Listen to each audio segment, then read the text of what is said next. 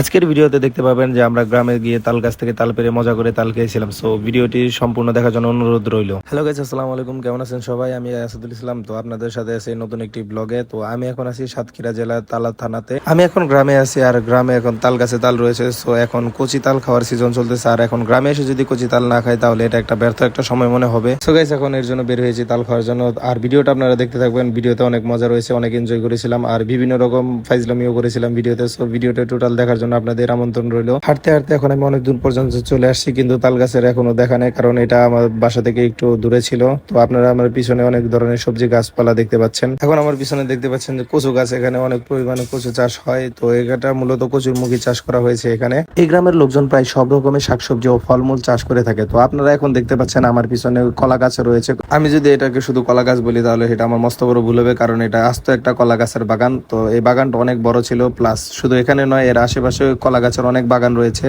আপনাদের আমি দেখাই, এই যে আমার মাথার উপরে একটা আস্ত একটা কলা ছড়া ঝুলছে। আমি এটা খেতে পারতাম, কিন্তু এখনো এটা কাঁচা রয়েছে তাই খেতে পারলাম। তাই একটা পাপ্পা দিয়ে চলে গেলাম সামনের দিকে গিয়ে। আর কিছু দূর সামনে যাওয়ার পরে আমার মাথার সামনে আরেকটা বললো, এটা আমার প্রায় মাথা টাচ করতেছিল। যাই হোক, কিছু করার নাই, এটাও কাছে, সো এটাও খাওয়া যাবে না। তো আমি যে উদ্দেশ্যে আজকে আসছি সেই উদ্দেশ্যে যাওয়া যাক। ভিডিও করতে করতে আমি সামনে এগিয়ে যাচ্ছিলাম। তো কিছুক্ষণ পরে আমার মাথার ভিতরে একটা বাড়ি খেলো। কিরে, এটা কি বাড়ি খেলো? পরে আমি দেখি এটা একটা কলার মোচা। তো কার এলাকায় এটাকে কি বলে এটাকে অবশ্যই আপনারা কমেন্টস করে জানাবেন। আর এটা খেতে কিন্তু সুস্বাদু খুবই। ভিডিওটা আর আমি বড় করতে চাচ্ছি না, এমনিতে আমি অনেক বকবক করে ফেলছি ভিডিওতে। তো এখন আপনাদের নিয়ে সরাসরি চলে যাবো সেই তাল গাছের কাছে, যেখান থেকে তাল পেরে আমরা তাল খাবো। এই সেই কাঙ্ক্ষিত তাল গাছ, যেখান থেকে আমরা তাল পেরে খাবো। তো অনেক প্রতিকার পরে আমরা এখানে চলে আসলাম। আর এই মুহূর্তে আপনারা ভিডিওতে যাকে দেখতে পাচ্ছেন, ইনি আমাদের বড় বিআই, যিনি তাল পাড়ার জন্য প্রস্তুতি নিচ্ছেন। বিআই কিন্তু এমনিতে অনেক পরিশ্রমী মানুষ, সারাদিন অনেক পরিশ্রম করে, কিন্তু তারপরেও আমি ওনাকে বলছিলাম, বিআই চলেন আজকে তাল খাবো, তাই উনি তাল পাড়ার জন্য এখানে চলে আসছেন। আর এই সেই গাছের তালগুলো যেগুলো আমার দিকে তাকাইছিল আর বলতেছিল কখন পারবে কখন খাবে। তাল খাওয়ার জন্য আমার আর সহ্য হচ্ছিল না, তাই আমি বারবার তাল গাছের দিকে তাকাচ্ছিলাম।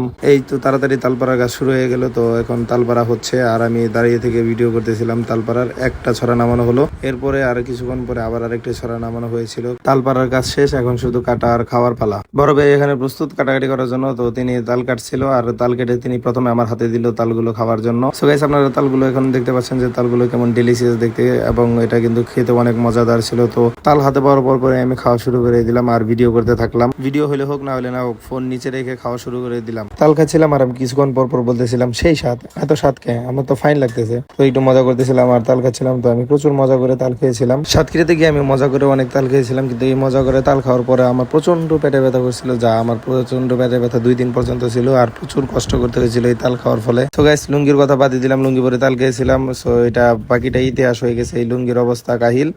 সো গাইস, ভিডিওটা এই পর্যন্ত। যদি ভিডিওটি ভালো লেগে থাকে অবশ্যই চ্যানেলটি সাবস্ক্রাইব করে দিবেন, ফলো দিয়ে পাশে থাকবেন, আর একটা কমেন্টস করে দিবেন। Tata, good bye.